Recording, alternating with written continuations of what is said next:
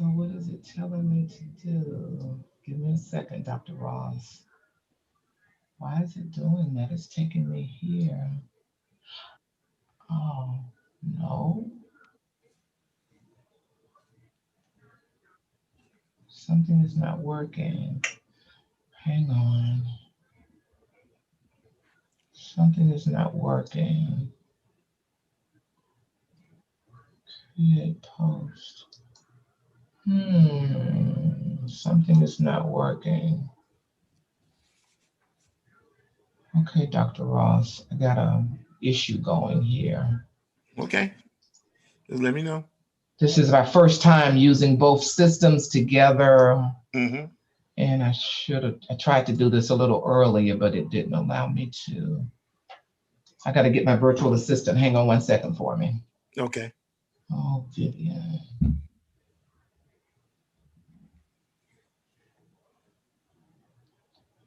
Vivian. Sorry about that. I wonder why it's doing that. Okay, you have someone named Marion coming on also, Yes, Mr. Holder? Yeah, I initially I sent out the Zoom link and I didn't get the YouTube link, but I just sent her a message. You want me to send a YouTube link again? I have it already. Okay. Yeah.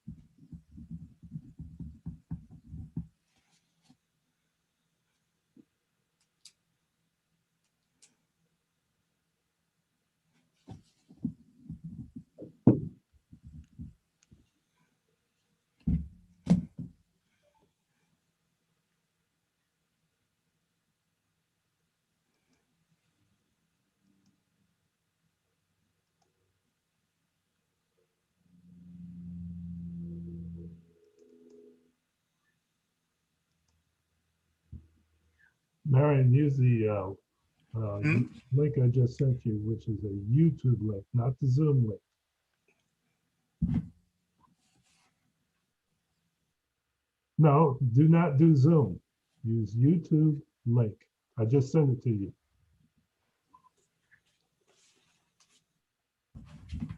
No, I did say that. I did say that initially, but there's a correction. It's the YouTube, and I just sent it to you.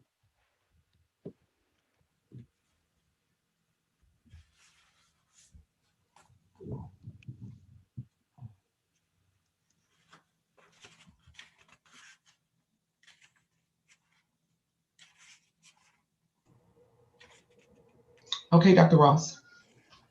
Live? All Yes, right. We've been live for a few minutes. Okay. We'll edit that part out. Good evening. You're listening to the new WCEG Network, on WCEG Click live stream tab or watch us live on your smart TV, YouTube WCEG Network. I'm Dr. Charles Ross, the host of Your Personal Finance, and I'll be your host for the next hour. We're the worldwide community empowerment group where we speak life into the community. Like us on Facebook, follow us on Twitter and on Instagram at WCEG Talk Radio and at WCEG Network. And of course, the disclaimer that all of the things that I talk about are my opinions and not those of the WCEG Network. They disowning me. Before I get into my guest that I'm so excited to talk about, I just wanted to share, this is Black History Month, and not that I would do this just because Black History Month. I might make this a regular feature, is some books that I'm reading. Oops, almost dropped that one. This one is, I don't know if you can see it, but it's James Baldwin. It's called The Fire Next Time. James Baldwin went to my high school, and this book is a book he wrote to, I think, his nephew. And when you read it, it almost reads like he's talking to us today. A lot of James Baldwin's work is, it's been written over 50 years ago, maybe even longer, and it's just so current. This book is, it's called Barracoon, and it's by Zora Neale Hurston. Some of you might be familiar with her as a writer, but she interviewed this gentleman back in the 20s, I believe, 1910, 1920. And he was the last living survivor of a slave ship. Can you imagine that? So he experienced living in Africa, being captured and sold into slavery, surviving the transatlantic journey, okay, that horrible journey, then living as a slave here in America, then Jim Crow. And so Zora Neale Hurston went down there to interview him. And here's the interesting thing. She could not get that book published while she was alive. The book has only been published in the last 20 or 30 years or so. So that's a good book. Another book, I can't see these CDs. It looks like these things are being, for some reason you can't see it. This one's called, just came out, it's called 400 Souls. It's edited by Ibram Kendi, who wrote How to Be an Anti-Racist. But he compiled about 90 writers to write about different parts of Black history, going back to 1619 and just moving forward. I think it even goes back further than that. So that's a book to do. This book is written by, it's called The Devil You Know. It's written by New York Times columnist Charles Blow, and it's a Black Power manifesto, as he calls it. And basically, the book talks about that we need to do a reverse migration instead of, folks back in the 20s and 30s and 40s, Black folks migrated to the north, to Chicago and New York and Washington and so forth. And he's saying that we should come back, because what Stacey Abrams was able to do here in Georgia, because she's now the star of the Democratic Party for what she did in terms of capturing the turning Georgia blue, is that we need to come back to the South and we can duplicate what she's done and get that real voting power. And then this book is interesting. I just got this one. It's called The Underground Railroad. It's by William Still. And what he did, he interviewed a lot of folks that survived the Underground Railroad. So it's narratives about that. And then this one is called How to Fight Racism. It's by Jamar Tisby, Tisby. So give some consideration to add those. Maybe I'll start a book club. Who knows? Anyway, my next guest I'm excited about. Just as some background, I reconnected with this brother about 3 years ago. Unfortunately, when my daughter passed in a car accident, and my brother and my family came up, and they were aware. They never told me that he lived in Atlanta, and they had lunch together, and I got a chance to meet him. And then when he told me his story, I was like, wow. I mean, that's amazing, because a lot of times we don't think anything good comes out of the projects, no matter where it is across the country. But this is a story that is just too good to be told. It's great. So let me introduce my guest. He's Anthony Holder. He grew up in the Bronx, New York. And for full disclosure, he grew up in the same projects that I grew up with. Obviously, he's younger than I am, as you can tell. I'm just kidding. He's a little bit older than me. He attended Howard University and received his Bachelor of Science degree in Civil Engineering. While attending the University of Pittsburgh, he worked toward his MBA.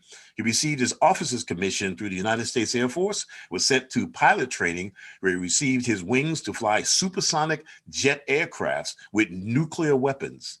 He obtained a Master of Science degree in Systems Management and Engineering in 1976 from the University of Southern California. He was employed by Federal Express for over 35 years, where he flew as captain on the Boeing 727 DC-10 and MD-11 jumbo jets. Before retiring in November 2014, he was captain of a Boeing jumbo jet.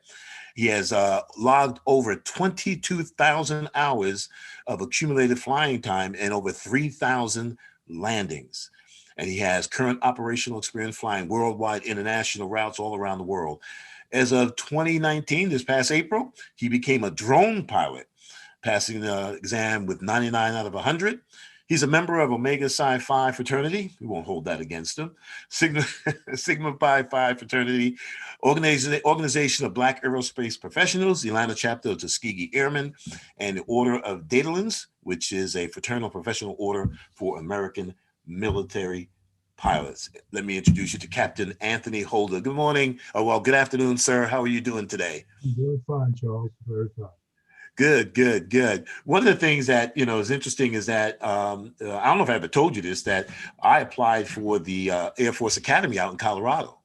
And I was going to actually go because, you have to get a congressional recommendation and all this. Yeah. And my uncle, who's a Kappa, which is what I am, he talked me out of it. Well, he talked me out of it. My dad took it to him and talked me out of it. And I had a real good plan. I was going to go and, do my years there. I was going to be a commissioned officer. I was going to do 20, 25 years and retire and go do something else.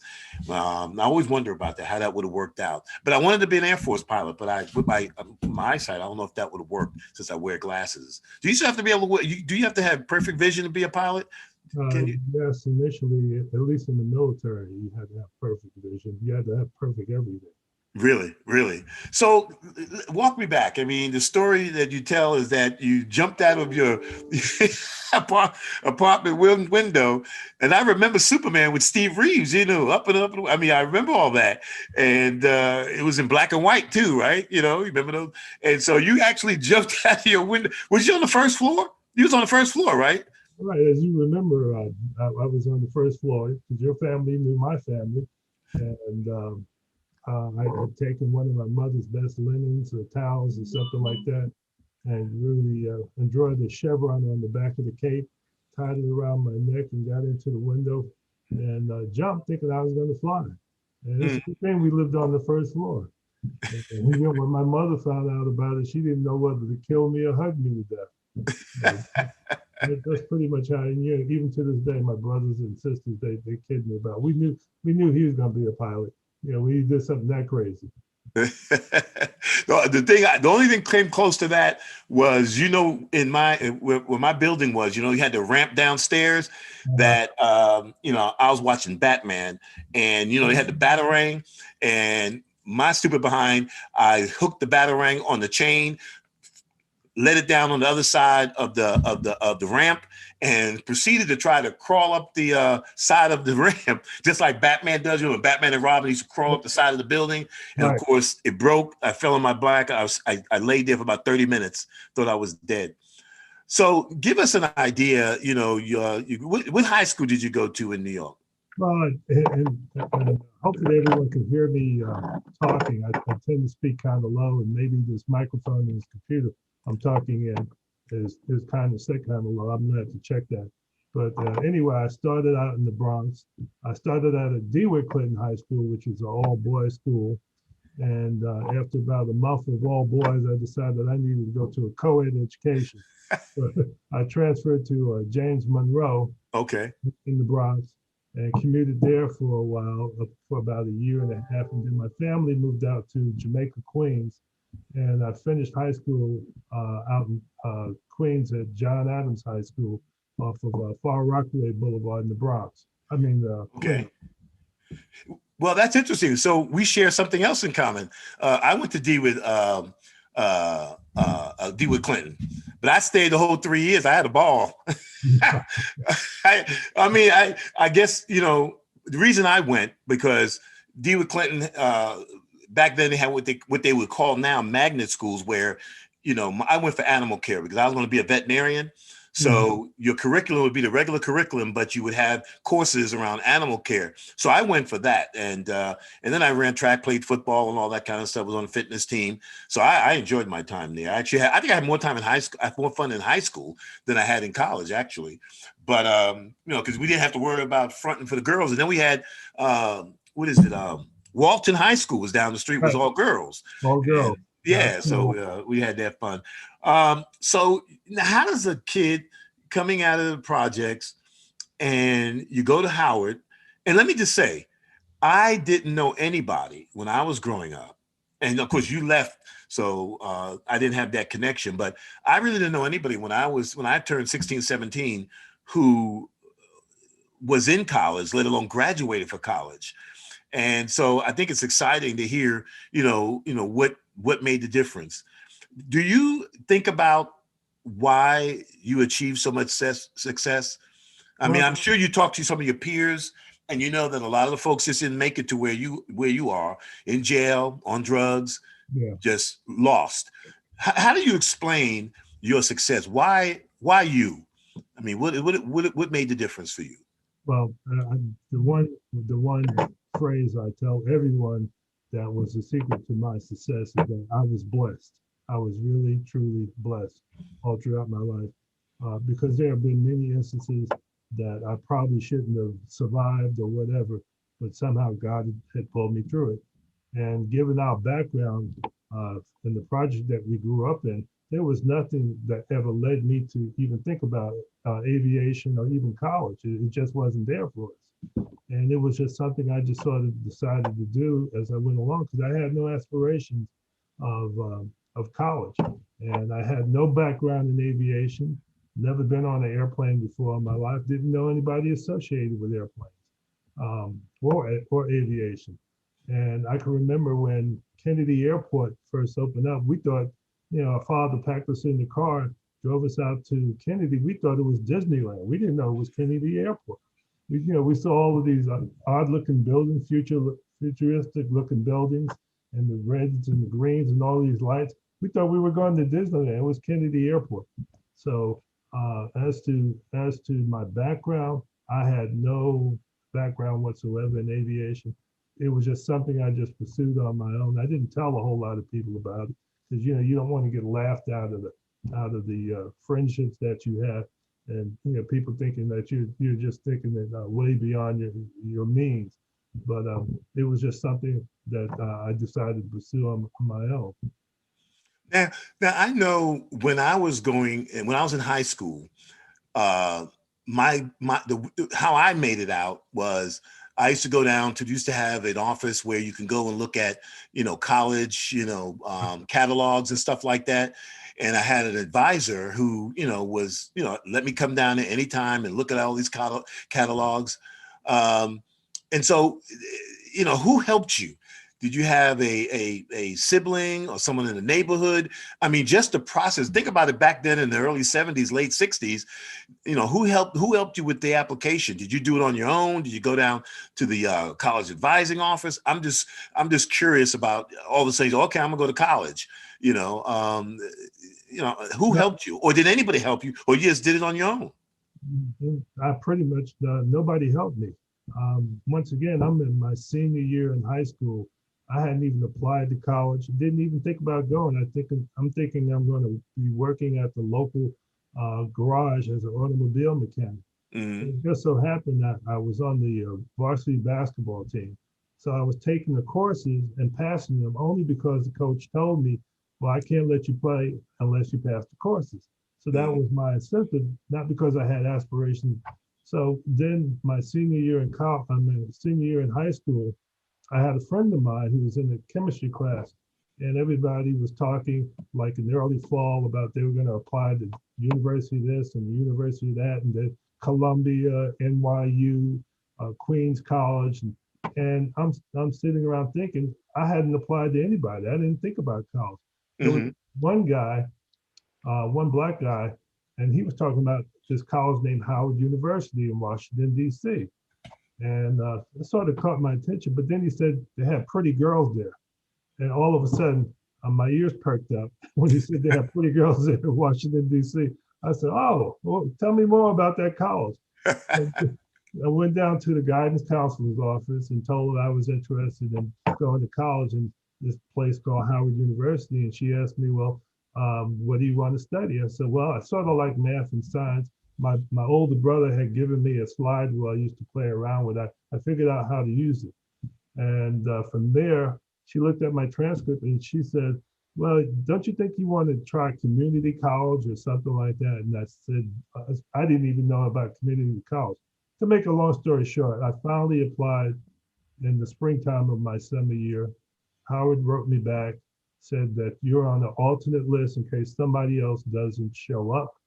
And the freshman week was in September. They wrote me about mid-August and said, you're accepted as an English major. You can attend as an English major. I get to campus, and just so happens that I had two roommates. One was a sophomore in pharmacy, but I also had another freshman roommate like myself, and he was a engineering student. So when I went to register with my friend James, who was an engineering student, and I took I registered with whatever he took, I took. and the only difference between he took Army ROTC, I took Air Force ROTC, and that was the difference on how I started in education. But I had to borrow the money to go to college. I can remember my senior year once again. I was working as a stock boy in a sporting goods store, and across the street was a bank. And on my lunch break, I went across the street to the bank and asked to see the manager about borrowing money to go to college. But he said, "Well, son, do you have any collateral?" I didn't even know what collateral was or meant. And he said, "Well, look, take this application. If you can get your parents to sign it, come see me." So I took it back home, filled it out, got my parents to sign it. I assumed what they were doing is putting their house as collateral for the money that I was going to borrow. I didn't realize that because once again, I didn't even know what collateral was. And that's how I got the money to start college. Wow, that's amazing. And we have another thing in common. I applied to Howard University as well. And the reason I didn't go, one of the reasons, is that, Howard University is a private institution. And so you don't get as much financial aid, and it's much more expensive, just like Morehouse or Spelman and that kind of thing. But so I came south and, got some scholarships. So yeah, I mean, that's another thing we have in common. It's interesting because, I didn't get any help either in terms of, because none of my, siblings had gone to college. I think my sister went to a couple years of community school, but a community college, but not to a 4-year, let alone a Division I big time school, at the University of Georgia. So it sounds like, and correct me if I'm wrong, Anthony, I mean, it sounds like a lot of the stuff that happened to you, you just kind of fell into it. I mean, it's not like you had this, I mean, you had a plan, but it's not like you had it all worked out. You know what I mean? Is that accurate? None of it was worked out. As I said before, I was just blessed. I really, truly was blessed because I knew nothing. I had no guidance whatsoever. And then when it came to aviation, once I was there at Howard, I wanted, I told them I had an interest and wanted to learn how to fly. Well, they told me, well, you got to take the physical exams as well as the aptitude test. And so they gave me the aptitude test with about 50 other guys who also wanted to fly. And of those that passed, I had never seen this material before in my life. And somehow I managed to pass the test. So they told us, okay, well, you guys have passed the aptitude test. There was probably about 15 of us. And they said, you still got to take the physical. And the physical is pretty much like an astronaut physical. And they said, next Saturday, meet us in front of the auditorium, and we'll take you out to Andrews Air Force Base for your physical. So Saturday morning, van pulls up, we all jump in, about 15 of us, and we're all, wanting to be pilots, and we go out to the Andrews Air Force Base, and we're there all day from about 8 o'clock in the morning to about, 3 or 4 o'clock in the afternoon. We're driving back to campus, and naturally everyone's anxious to find out how did you do. Well, it turns out of the 15 guys, I was the only one that passed everything. Wow.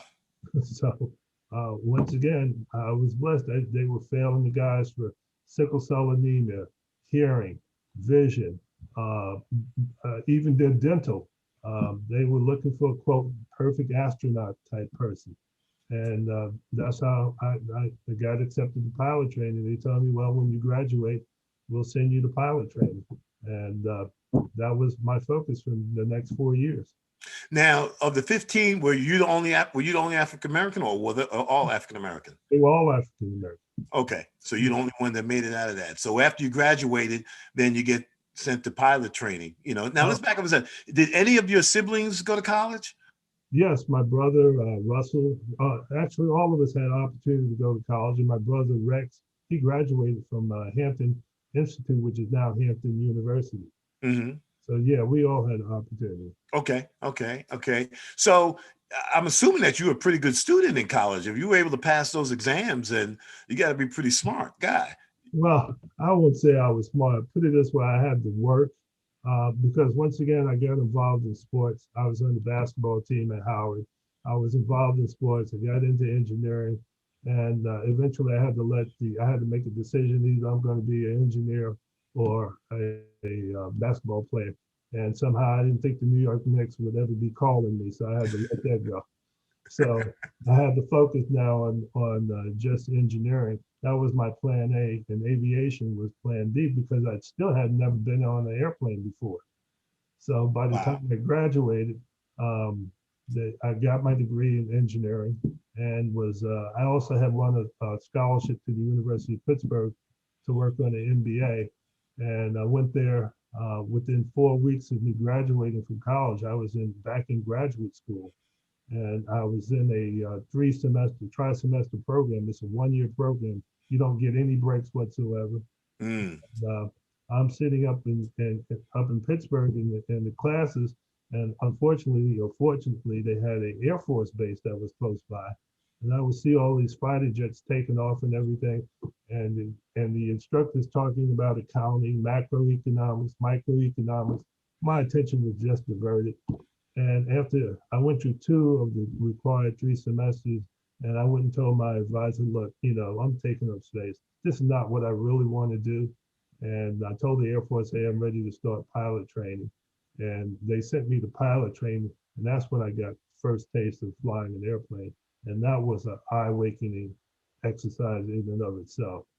Um, there were 60 guys in my class. It's a 1 year program. It's very intense.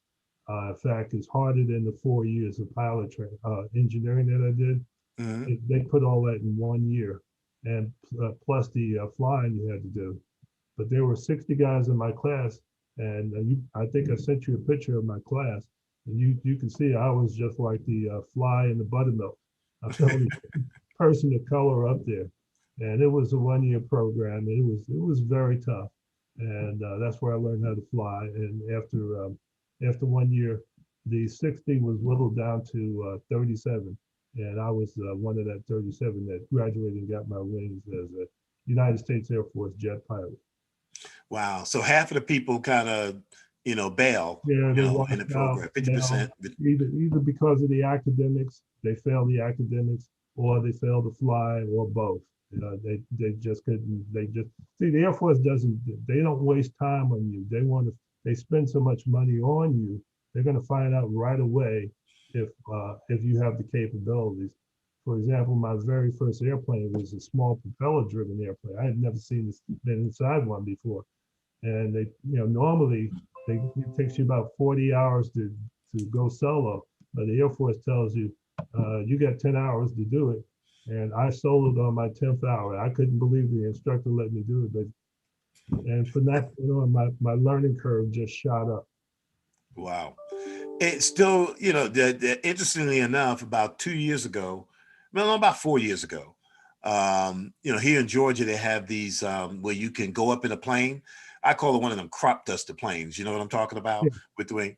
And so my daughters had bought me a coupon through Groupon to fly a plane from Kennesaw to downtown and back. And of course, I wasn't in there by myself. There was a pilot behind me, and I'm afraid of heights. But I did get a little exhilaration. So on the way back from downtown Atlanta, he let me fly, but you know, the stick and stuff like that. But he was back there. And, you know, I said if I ever got the motivation and I would probably would consider getting a private pilot's license. My wife says she won't fly with me. So, so I barely want to get in the car with you. I'm not going to get away. So now back then, now that's like in the what? That's like in the late 70s, early 80s when you're going through this. No, Did you experience any type of racism? I mean, you don't only, like you said, fly in the ointment, so to speak. Did anything in your experience say, you know what, these guys are just too much? Did you experience any of that in the military? well, inside, I went to pilot training. I started in September of 1972 and finished in November of 1973. And we're talking Southwest Texas, okay, Lubbock, Texas to be exact. And just going down there, I had to change planes in Atlanta to Texas. And I got off this is my first time going down there. And I had to go to Montgomery, Alabama. And there was a sign over, I can remember the sign to this day, that says, "Welcome to Montgomery, cradle of the Confederacy." Mm. So, but then in class, being one of only Afro-American of class of 60, yeah, I had to perform not just good, but better just to maintain the same grading as them. I knew what was going on, but what am I going to do? I'm the only person in the whole class. All my commanding officers were all white. So, it was just something I had to survive through. Well, and that's the story. The things that you got to put up with. You've got to not only just be better, but 100% better. Just to let them know that you're just not a token and that you can hold your own. What tell us about that first flight when you had to fly, particularly when you had to fly solo. I'm assuming you don't have a parachute or anything. So if you get up there and it doesn't work, then it's like, okay, here comes a crash landing. Hold on to your seatbelt. So share with us that experience when were you afraid, first of all?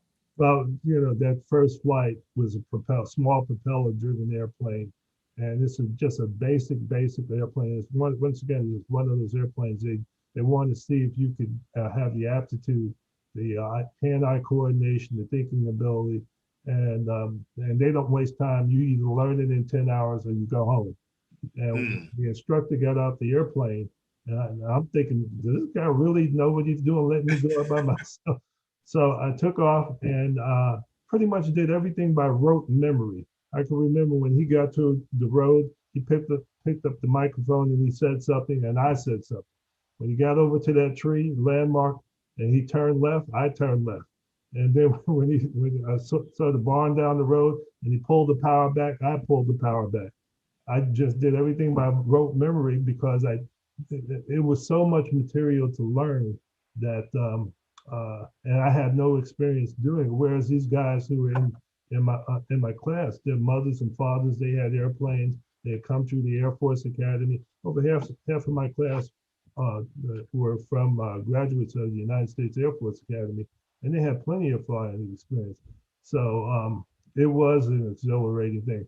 I think the most exhilarating thing is when I finally got a chance to go up and do break the sound barrier and one of the fighter type jets. That was when I was in advanced training, and also when I got to lead a formation of 5 or 6 airplanes, and I was the lead airplane on that.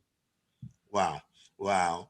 So what advice would you give to a youngster thinking about in this case becoming a pilot? What would you advise them? Is the path that you took, is that still available? You could go go to college and then get an opportunity to go to pilot training. Do they do that, or do you have to go and join the military? Because well, let me correct something. So when you were in college and you got the offer to go to pilot training, did you have to join? I'm assuming have to join the Air Force? I'm assuming you had to. I had to commit to the Air Force for 6 years, at least 6 years. once I got the commission and got my wings, actually it was 5 years because it's 1 year pilot training, and then you owe the Air Force another 5 years as an officer, and now it's probably up to about 12 years. So when I Wow. got my wings, um, I selected the next airplane, which is the B-52 bomber, the Hmm. one with nuclear weapons on board. I was 24 years old. I hadn't even started shaving yet.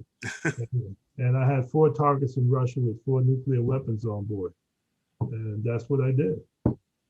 So I'm assuming you never got a chance to drop any of those, but you, Unfortunately, we wouldn't be here talking if that were the case. right, But right. I set nuclear alert here in the United States and also in Guam with 4 nukes on board. And I got my orders from the President of the United States, essentially. You probably heard about him carrying that the football that he Hmm. carries around. Well, those are codes. Those codes are sent to me and other airplanes telling us whether to go out to our targets and strike them or turn around and come back. That's why it's so important he have that nuclear football with him all the time. Wow, wow. I want to talk to my producer, Penny. Penny, I want to share my screen a little bit. Do I have rights to share my screen? Just you can put it in the chat. Let me know if I can share my. I have some pictures. I do. Okay, great. Wow, that's pretty impressive. So you did your 5 years. Why didn't you stay in? Well, I figured out by that time I loved the flying in the military and everything else like that. But I looked at the guys who were in the airline industry and I saw that they were doing a lot of flying, but they were getting paid a whole lot more. In the military, they only pay you according to your rank, and plus they give you a little bonus for being a pilot, but they're only going to pay you according to your rank. Whereas in the airline industry, they pay you much higher, and the life is a lot softer. Well, okay, that makes a lot of sense. Obviously. So, are most commercial pilots former military? No, there's 2 avenues to become a pilot: either the military, like I did, or you can go to civilian route. And essentially, what it means, once again, you're going to have a college degree.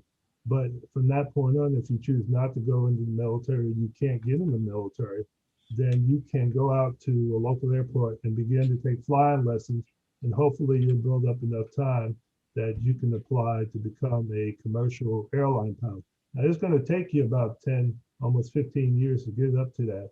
But there's a combination of both military and commercial. When I was in the air as an airline pilot, some of my co-pilots were uh, uh, they were non-military. They had come up commercially, and they were pretty good. They were pretty good.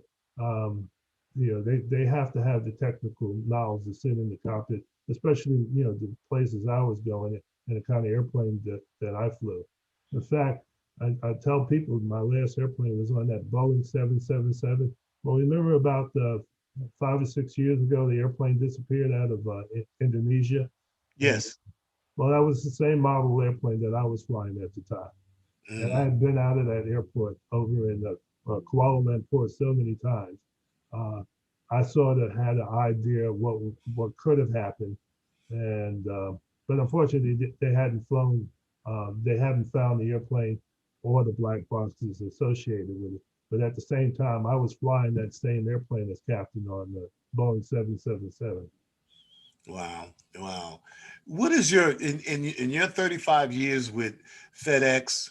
Um, uh, did you ever have any landings or takeoffs? Are you like, wow, I just really just thank God, you have any of those, woo, I just made it. Thank God for, for his providence. You ever have any of those experiences? Well, probably the the first experience I had is when I was a student pilot in the Air Force flying one of those fighter jets, and I had blacked out while practicing on a maneuver. And when I woke up, the airplane was in a spin, headed towards the ground, and I really should have ejected out of the airplane, but I didn't want to leave any body parts behind me, like my hands or kneecaps or something like that. So I decided to try and get out of the spin situation. but even before that happened, when I was blacking out, I could see my whole life flash in front of me up until that point in my life, from the time I was a little boy all the way up until then. And I'm thinking to myself, well, God, you finally got me. Here I go. So I got out of that one. And I've had other emergencies in other airplanes, both military and civilian. But the training, they train me so well. I'm constantly going to school. Every 6 months, I have to go through training. Every 6 months, I always have to have one of those astronaut physicals to make sure that I'm physically qualified to fly. But yeah, I've had some incidents, but you know, that's part of the job. It is what it is. And I guess part of being a pilot is to stay calm in the face of danger. Is that a lot of people just can't do that. You know, obviously you didn't panic, you know, and was able to control whatever situation. Is that in a training? Do they put you in situations where you have to remain calm? Because I imagine that the first time something Let me say, happens, I would imagine that's not the first time you want to. Adrenaline is running and you have to do something. well, you're right about that. They send me to the simulators every 6 months. You never know what you're going to get. And they'll put you anywhere in the world. They'll put you in night. They'll put you in day. They can make it snow. They can make it rain. They can make it ice on the runway. They can flame the engine out on takeoff. They can even do the scenario where the airplane landed in the Hudson River. I even flew that scenario one time. So yes, the adrenaline does run. But that's what they pay you the big bucks, as they say, to be captain, to stop, think, and take control of the situation and handle it in the manner that you've been trained. And fortunately for me, with over 42 years behind me, never had an accident or incident, and perfect safety record. And once again, God was watching out for me. Now you seem to be in pretty good shape. You know, you've got your own, you got control of your faculties. Why retire? Well, unfortunately, the FAA has a maximum requirement, a maximum age for an airline pilot, and that's age 65. Oh, And after that, you can no longer be a captain in a jumbo jet, the type that I was flying. So the day I turned 65, I think I came in from Paris, and I set the parking brake and parked the airplane, set the parking brake, shut the engine down, and that was it. I still had my faculties. I could still go the next day, but mm-hmm. the FAA says 65. In other countries, they can go up to 70. Over in Europe, they can continue flying to 70, but here in the United States, 65 is the maximum. 65 is a maximum age that you can. And I'm assuming, have you flown since you retired? Flown a private plane? I flew a small propeller-driven airplane. In fact, I used to teach in the airplane. I eventually became a flight instructor. And a young guy who was an instructor also, he said, "Hey, Captain Holder, would you like to go flying?" He said, "Come on, let's go." So we go ahead and take off, and I'm flying a small airplane for the first time, and I can't remember when. It's like a little toy to me. And in any case, I went up and did a landing, and that was it. And I was full. Yeah, after 3,000 landings, I don't think I need to prove anything to anyone. Oh, I see this picture here. That was me at yeah, let's walk down memory lane with some of these pictures. So who is this guy right here? Tell us what we're looking at. That's Captain Anthony Holder at Anderson Air Force Base, Guam. And the background is the B-52 airplanes that I fly, the ones with the nuclear weapons on board. And that picture was taken in February during Black History Month, and they were writing an article about me. And they wanted to profile me, and they had me on the flight line and taking that picture. So I think I was about 20. I think I was about 26 at the time. Okay. All right. Did you ever come back to the projects to visit? Yeah, I have. In fact, I have a couple of times. And normally when I come back, one of the first persons I go to see is your brother, Norman. My brother. your brother Norman, yeah, we grew up together. We were like we were like rats all over that project. We knew that project Zach was involved. So Norman is always probably the first one I'll always go back. We were lifelong friends. First time I ever had a peanut butter and jelly sandwich was at your house. Your mother served it to me. I've been hooked on peanut butter and jelly ever since. That's my favorite go-to meal, a peanut butter and jelly sandwich. I'm telling you, when I just feel like, having a good little sandwich takes me back is on. So what year was this? That was in 1970, I would say 76 or 77. Okay. I was a freshman at the University of Georgia at that time. Okay. All right, let's go to the next one. All right, who's this guy? This is a airline jumbo jet captain, Anthony Holder. I'm in the cockpit of a Boeing 777 jumbo jet. A lot of guys use the catchphrase or phrase to catch women. Well, I'm a brain surgeon, or I'm a trial attorney, or sometimes they use I'm an international airline pilot. Well, I really was an international airline pilot, but I never got a chance to use the phrase. So did you fly mostly overseas, you say? Yeah, initially, in the early part of my career, I did a lot of domestic, just about every state in the United States, but also some international. But as I became more senior and the airplanes became more advanced, I was flying. By the time I finished, 90% of what I did was international, and I preferred it that way. We had a choice whether we can do international or domestic, and I chose international because it was more complicated. You had to know all the international rules for all the countries you're going to, because each country is different. My producer wants me to go back to this picture. I think she wants to take a picture or something. So let's go, let's move on. Okay, we had that spot. You're in a jet. And where are you now? I think that's, I think that FedEx airplane in the back? Yeah, that's FedEx airplane. I'm on the flight line in my uniform as Captain Holder. And yeah, that's me, just on the flight line. All right, where is this? Let me see if I can zoom in a little bit on this. This is my pilot. There's two pictures now. So is that the same picture? Yeah.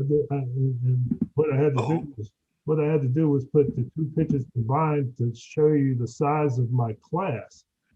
Okay. And so we started with 60. By this time, we're about 2/3 of the road, and there are so many guys in the class, you can't take them in one shot. You have to do two different shots. So if you can find me in there, I'm the only one. Like I said, I'm the only fly in the buttermilk. I think I see you. Hold on for a second. Is it? Well, this thing ain't working the way I wanted to, but I think I see you there in the middle on the top. There you go. There you go. Is that you right there in the middle? Okay, I see. Yeah. You can see there's no other person of color in either one of those pictures, but that was my class. Wow. That's amazing. And yeah, that reminds me of my time in banking when I was in banking. A lot of times being only the only Black person in the room, and you learn to deal. You just learn to deal with that. And is there anything growing up, whether it's in the projects or when you moved out to Queens, was there anything growing up in New York City that prepared you for pilot training? Well, anything you think of? Growing up in New York City, you're going to have street smarts. Okay. You just sort of pick that up instinctively just by living in the environment. So as I say, if you can make it in New York, you can make it just about anywhere. And it's interesting because when I went to University of Georgia, I had no idea about the Confederacy. I don't even think I learned anything about the South, to be honest with you. If I did, I might not have left. All I knew is that my father was from Phoenix City, but they claimed Columbus, Georgia. And then my mother's from Bessemer, Alabama. And so I just felt, I'll be okay. But the things I experienced, and I think you're right, something about growing up in New York City, you're not intimidated, okay? folks can't intimidate you. So I'm sure that kind of helped you. Like, hey, I'm Anthony Holder. Who you talking about? I mean, I survived New York City. You can't kill me. So and that's important. And I think that even here, coming down, we both live in the South. We both live in Atlanta now. One of the things is that Northerners are coming down here and taking advantage of the opportunities that exist down here. Like, for example, when I was at the University of Georgia, they told me that, my father, hit the number and sent money to $4,000 for me to buy a car. And my uncle in Columbus did that, his brother.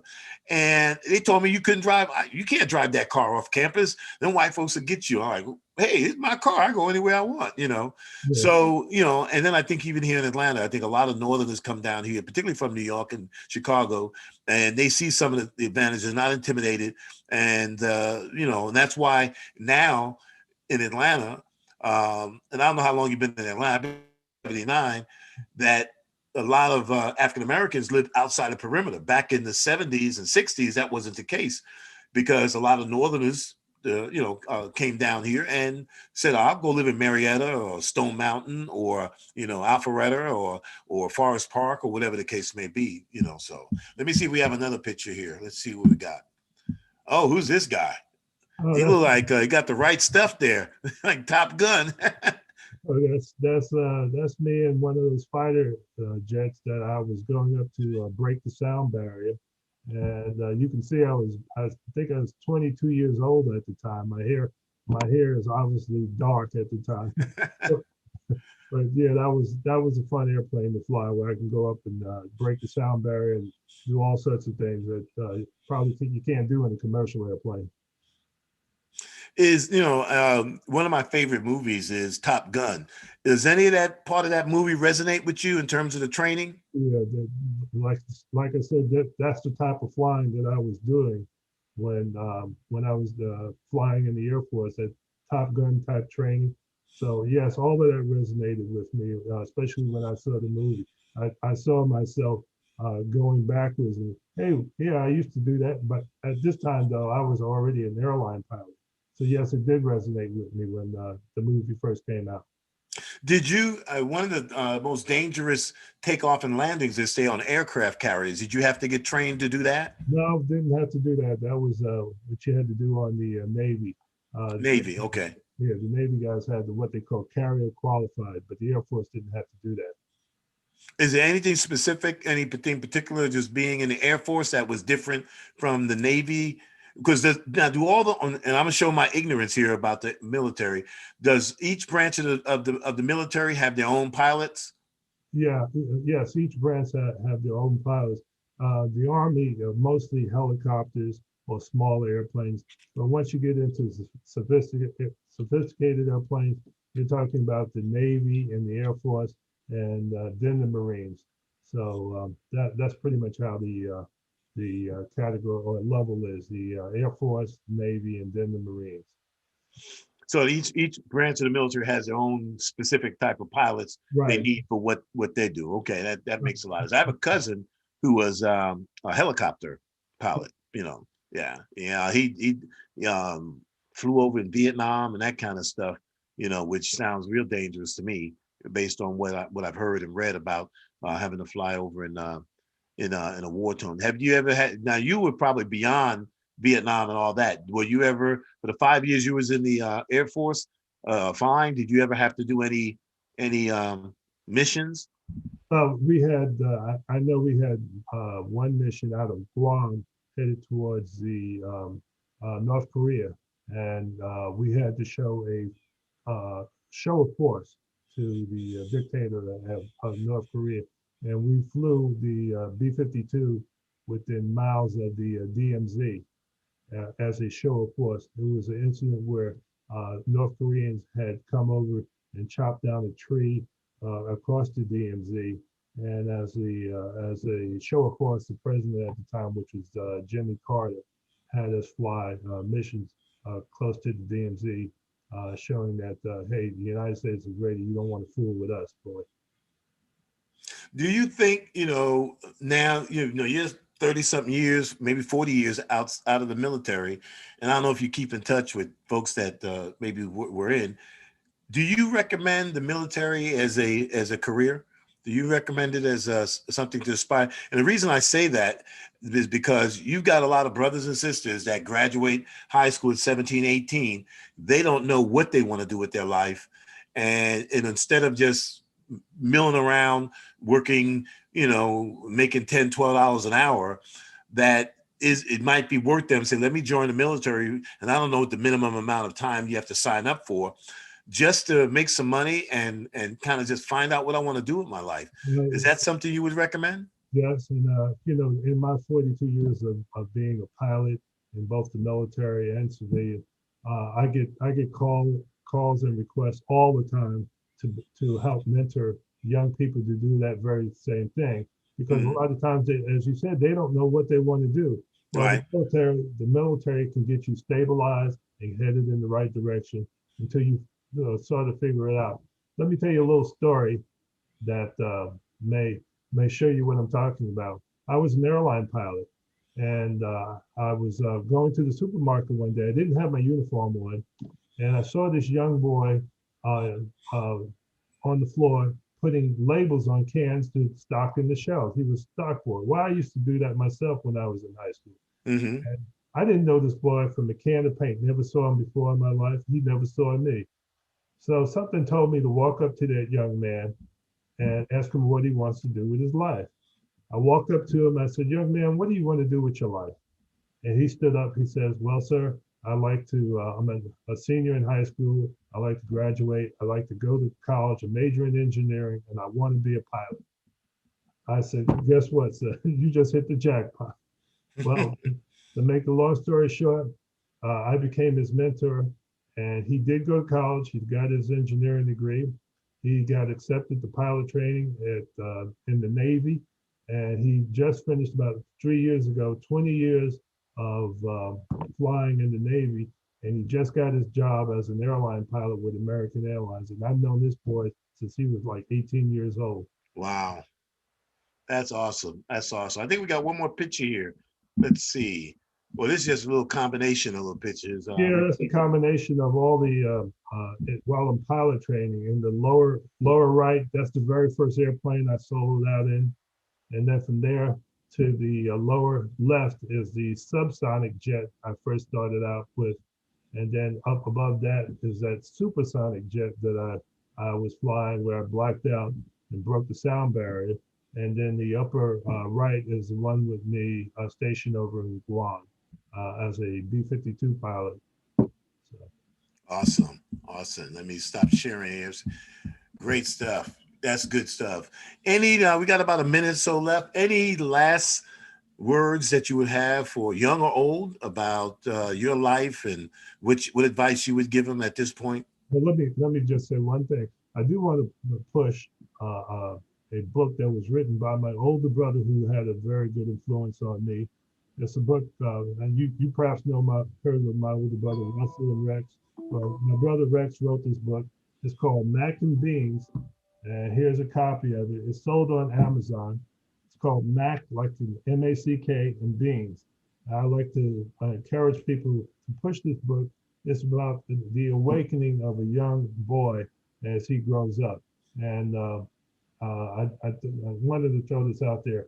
So hopefully will have inspired some other people to decide to choose a career in aviation or engineering like I did.